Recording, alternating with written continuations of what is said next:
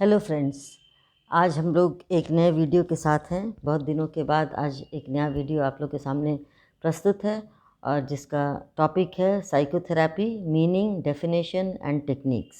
So I am doctor Latika Verma, associate professor and head department of psychology, MM महिला college आरा।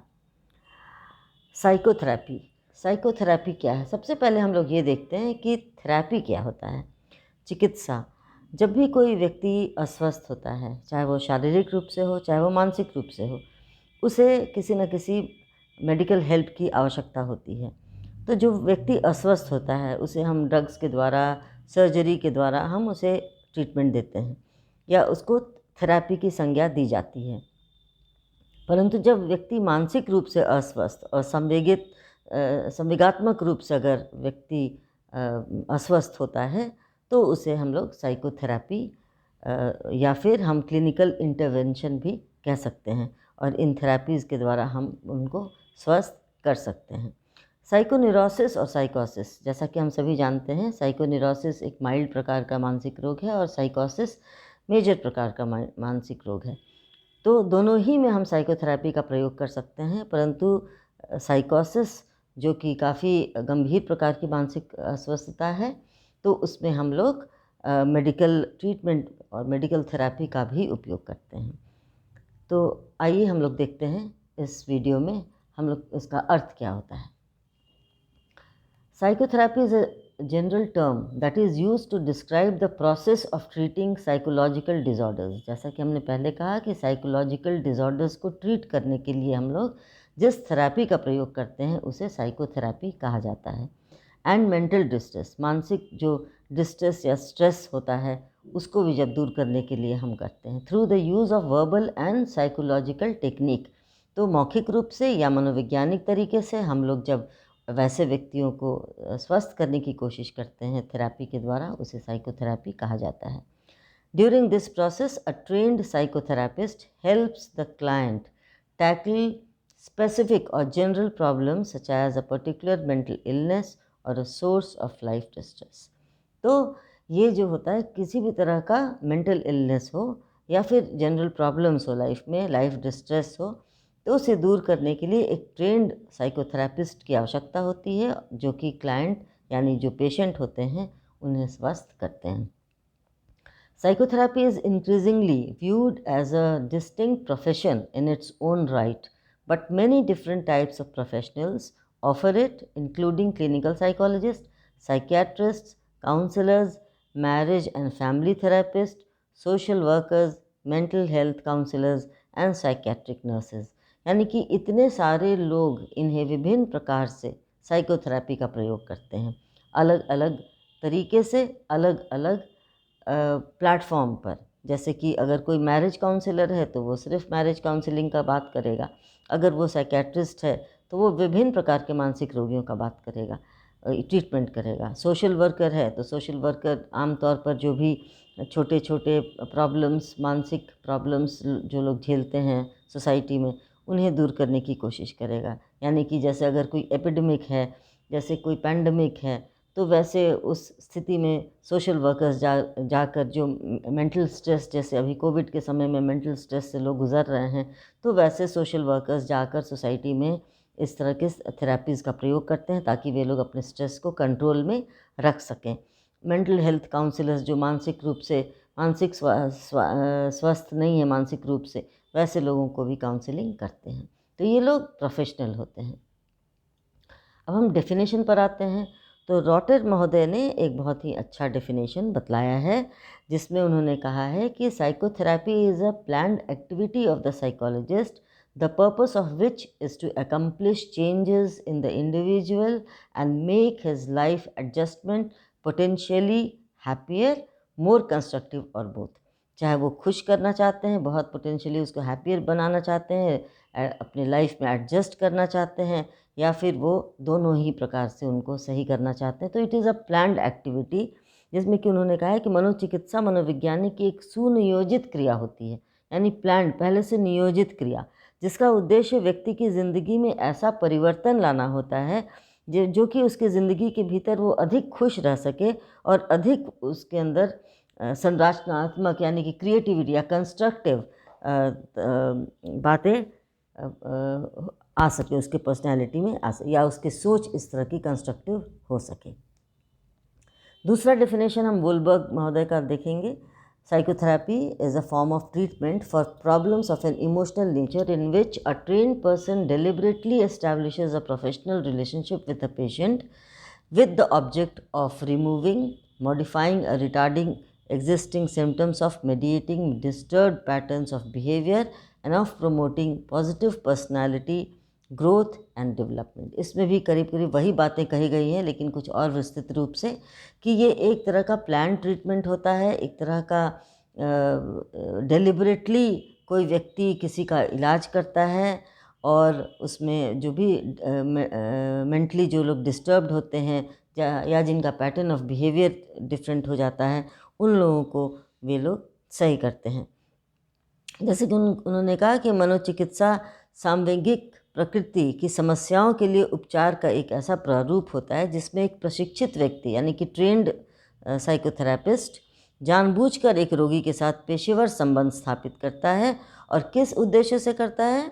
इस उद्देश्य से कायम करता है कि उसमें पॉजिटिव व्यक्तित्व का विकास हो सके, यानी कि घनात्मक जिसको हम कह सकते हैं, और जो भी विक्षुब्ध पैटर्न है उनके लाइफ में, उसके व्यवहार में, उसको वो दूर कर सकें, वैसे लक्षणों को वो लोग दूर कर सकें। अब आइए कि बेसिक फैक्ट्स क्या होता है। There are 3 major basic facts of psychotherapy जो कि हमें जानना बहुत ज़रूरी होता है। सबसे पहला है पार्टिसिपेंट्स यानी कि सहभागी, यानी कि कौन कौन से लोग साइकोथेरेपी में पार्टिसिपेट करते हैं। तो 2 प्रकार के लोग करते हैं, एक तो जो क्लाइंट होता है, जो पेशेंट होता है, और दूसरा जो थेरापिस्ट होता है या जो चिकित्सक होता है। अब पार्टिसिपेंट्स भी 2 तरह के होते हैं, एक होते हैं हाईली मोटिवेटेड और बुद्धिमान और जो अपने आप को ठीक करना चाहते हैं वैसे इच्छुक लोग, और दूसरे होते हैं जो कि बिल्कुल नेगेटिव, उनके अंदर यह रहता है, नेगेटिविटी रहती है कि वो लोग के अंदर कुछ ऐसी बीमारी नहीं है, ना उन्हें किसी चिकित्सीय मदद की आवश्यकता है। तो ये 2 प्रकार के होते हैं। तो नेचुरली जो लोग ज़्यादा अभिप्रेरित होंगे, ज़्यादा बुद्धिमान होंगे, उनके ऊपर ये मनोचिकित्सा काफ़ी प्रभावी ऐसा पाया गया है। और ये भी हम कह सकते हैं कि कैसे क्लाइंट आते हैं चिकित्सा के लिए, तो जिन्हें दुश्चिंता एवं विषाद है, यानी एंजाइटी एंड डिप्रेशन होता है, जिसको इंटरपर्सनल प्रॉब्लम्स होता है, जिसको मैरिटल प्रॉब्लम्स होता है, जिसको स्कूल डिफ़िकल्टीज़ होते हैं बच्चों में, किसी में फिज़िकल कंप्लेंट्स होता है, या जॉब रिलेटेड डिफ़िकल्टीज़ होती है, या साइकोटिक कंडीशंस होता है, या कुछ लोग सब्सटेंस अब्यूज़ करते हैं जैसे ड्रग एडिक्शन वगैरह, या मानसिक दुर्बलता। ऐसे लोग जो होते हैं उन्हें साइकोथेरेपी की आवश्यकता पड़ती है। अब दूसरा पार्टिसिपेंट होता है थेरापिस्ट का रोल यहाँ बहुत इम्पॉर्टेंट होता है, क्योंकि साइकोथेरेपी में अगर थेरापिस्ट कुशल ना हो, अगर वो प्रशिक्षित ना हो, अगर वो नॉलेजेबल ना हो, उसको अपने सब्जेक्ट का सही तरीके से प्रयोग करने का तरीका नहीं पता है, तो वो सफल नहीं हो पाता। दूसरी बात, उनके अंदर एम्पैथी होनी चाहिए, उनके अंदर अंडरस्टैंडिंग होनी चाहिए, उनके अंदर सेंसिटिविटी होनी चाहिए, क्योंकि कार्ल रोजर्स ने ये कहा है कि जिस चिकित्सक के अंदर अगर एम्पैथी नहीं होगा और ये अंडरस्टैंडिंग नहीं होगा, सेंसिटिविटी नहीं होगा, तो वो व्यक्ति बहुत अच्छा थेरापिस्ट नहीं बन सकते। अब दूसरा है therapeutic relationship among the patient and the psychotherapist. ये इम्पॉर्टेंट है इसलिए क्योंकि जब तक दोनों के बीच एक संबंध स्थापित नहीं होगा, तब तक रोगी और चिकित्सक दोनों ही एक दूसरे को पराई नज़रों से देखेंगे। प्लस इसमें एक और इम्पॉर्टेंट है कि वहाँ पर उनको ये गोल पता होना चाहिए कि हम यहाँ क्यों आए हैं। द थेरापिस्ट शुड नो कि what he has to do, and the client he should also know why he has come and what help he needs from the psychotherapist. तो ये इम्पॉर्टेंट है कि ये जानना कि उनका गोल क्या है, दोनों का लक्ष्य क्या है। दूसरा ये होता है कि उन लोगों के अंदर जो सेंस ऑफ रिस्पॉन्सिबिलिटी होती है, ये दोनों के अंदर उतनी ही होनी चाहिए। उसके बाद ये अटैचमेंट जो होता है, वो अटैचमेंट भी होना ज़रूरी है। और जो क्लाइंट और चिकित्सक के बीच एक चिकित्सीय संबंध, जिसको कि कहते हैं नैतिक वचनबद्धता, होनी चाहिए। मॉरल रिस्पॉन्सिबिलिटी, जिसमें कि कॉन्फिडेंशियलिटी बहुत इम्पॉर्टेंट है।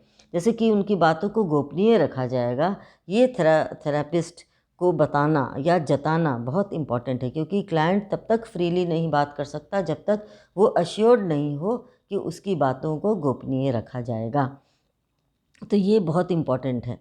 दूसरी बात ये हो जाती है कि चिकित्सीय संबंध इस ढंग का होना चाहिए कि चिकित्सक रोगी के कल्याण को सबसे ज़्यादा इम्पोर्टेंस दें, कि वो व्यक्ति सही हो सके।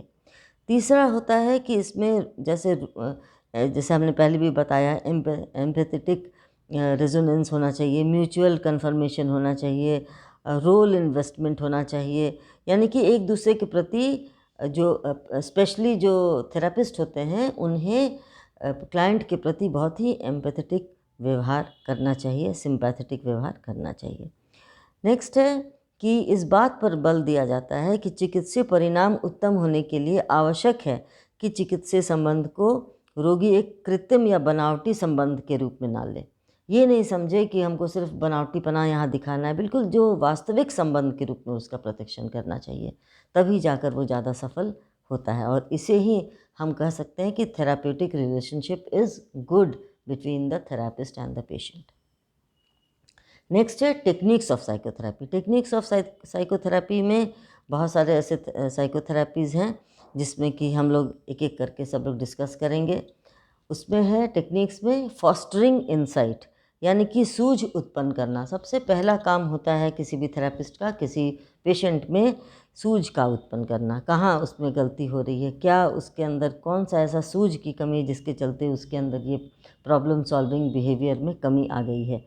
तो मनोचिकित्सा की एक पद्धति रोगी के मनोवैज्ञानिक समस्याओं में सूझ उत्पन्न करना होता है, और सूझ उत्पन्न करने के लिए रोगी में आत्ममूल्यांकन तथा आत्मज्ञान विकसित करने की आवश्यकता होती है। कि जब तक वो आत्मज्ञान नहीं होगा, जब तक वो खुद को नहीं समझेगा, तब तक वो अपनी प्रॉब्लम्स को भी समझ पाने में असमर्थ होगा। तो सूझ उत्पन्न करने के लिए चिकित्सक रोगी के व्यवहार की व्याख्या भी करते हैं। और सिगमंड फ्रॉयड ने तो रोगी में सूझ उत्पन्न करने के लिए सबसे अधिक बल डाला था। उन्होंने अचेतन के प्रभाव का मूल रूप से विश्लेषण किया था, और क्लाइंट को यह समझाया जाता है कि वे क्यों इस तरह का व्यवहार करते हैं, और यदि वे ऐसा समझ जाते हैं तो उनमें नए व्यवहार की उत्पत्ति उनमें होती है, जिसे कि सूझ कहा जाता है। उन्हें ये समझाया जाता है कि आखिर उनके अंदर ये व्यवहार क्यों है, और जब वो समझ जाते हैं तो उनके अंदर एक नया सूझ का विकास होता है। दूसरा है reducing emotional discomfort, that is also very important. जो संवेगात्मक जो अशांति उनके मन में है, उन संवेगात्मक अशांति को कम करना। तो चिकित्सा में क्या होता है कि रोगी के इमोशनल जो डिस्कम्फर्ट है उसकी मात्रा को कम कर दिया जाता है, और चिकित्सा में आगे ठीक ढंग से सहयोग कर सकें और अपने व्यवहार में स्थायी परिवर्तन लाने के लिए अभिप्रेरित हो सकें। तो इसके लिए सबसे इम्पॉर्टेंट है कि इमोशनली उनको कंफर्टेबल किया जाता है। तब जब रोगी ये समझता है कि चिकित्सक उसका यह व्यक्तिगत दोस्त है जिस पर वो भरोसा कर सकता है, कॉन्फिडेंस उसको हो जाता है, तो स्वतः उसमें इमोशनल स्टेबिलिटी उत्पन्न होने लगती है। तीसरा है एनकरेजिंग कैथारसिस। एनकरेजिंग कैथारसिस का मतलब होता है विरेचन को प्रोत्साहित करना। यानी कैथारसिस का अर्थ होता है कि व्यक्ति अपने बारे में खुलकर बता सके जो उसके अंदर प्रॉब्लम चल रहा है। तो चिकित्सक की उपस्थिति में रोगी को अपने संवेग, अपने भाव आदि को खुली अभिव्यक्ति करने की आवश्यकता होती है, और उसे कहा जाता है, जिसे कि हम लोग कैथारसिस या विरेचन कहते हैं। इस तरह के विरेचन की प्रक्रिया द्वारा कुछ वैसे दबे हुए संवेग और फीलिंग्स की अभिव्यक्ति होती है जिसे स्वयं रोगी बहुत समय पहले से नहीं जानता रहता है, और वो जब वो बताना शुरू करता है अपने बारे में तो वो और चिकित्सक भरपूर प्रोत्साहन देता है, तो ये क्या होता है कि व्यक्ति अपने बहुत सारी चिंताओं से मुक्त पा लेता है। नेक्स्ट है प्रोवाइडिंग न्यू इन्फॉर्मेशन, नई सूचना देना। ये सूचना कौन देता है? ये थेरेपिस्ट देता है। तो मनोचिकित्सा का स्वरूप एजुकेशनल होता है, और चिकित्सक रोगी को प्रत्यक्ष या अप्रत्यक्ष रूप से कुछ नई नई सूचनाओं को देता है, ताकि रोगी के वर्तमान ज्ञान में उत्पन्न जो भी विकृति को वो संशोधित या फिर चेंज कर सके। इस सिलसिले में रोगी को चिकित्सक कभी कभी कोई विशेष तरह के क्षेत्र या पढ़ने का सुझाव देते हैं, या कोई किसी तरह के विभिन्न तरह के काम करने का सुझाव देते हैं और उसके बाद तरह तरह के उसको अपने प्रॉब्लम्स को सॉल्व करने का भी तरीका बतलाते हैं कि किस तरह से वो साधारण तरीके से अपने प्रॉब्लम को सॉल्व कर सकता है। और लास्ट है developing faith and expectancy for change, यानी कि परिवर्तन के लिए उम्मीद एवं विश्वास विकसित करना। तो ये जो परिवर्तन धीरे धीरे उसके अंदर आने लगता है, तो वो अपने अंदर जो क्लाइंट होते हैं वो अपने अंदर एक नए विश्वास को जन्म लेता हुआ महसूस करते हैं। तो मनोचिकित्सा में रोगी में उत्तम परिवर्तन के लिए विश्वास और एक्सपेक्टेंसी उत्पन्न की जाती है और चिकित्सक हर तरह से परिस्थिति को इस ढंग से मोड़ते हैं कि रोगी में यह विश्वास उत्पन्न हो जाए और उसे मदद और वो ये जान सके कि उसे मदद की जा रही है तथा निश्चित रूप से उसके व्यवहार में पॉजिटिव चेंजेस होंगे और उनकी संवेगात्मक जो समस्याएं हैं वो कम हो जाएंगी। ये विश्वास उन्हें दिलवाना बहुत अनिवार्य होता है।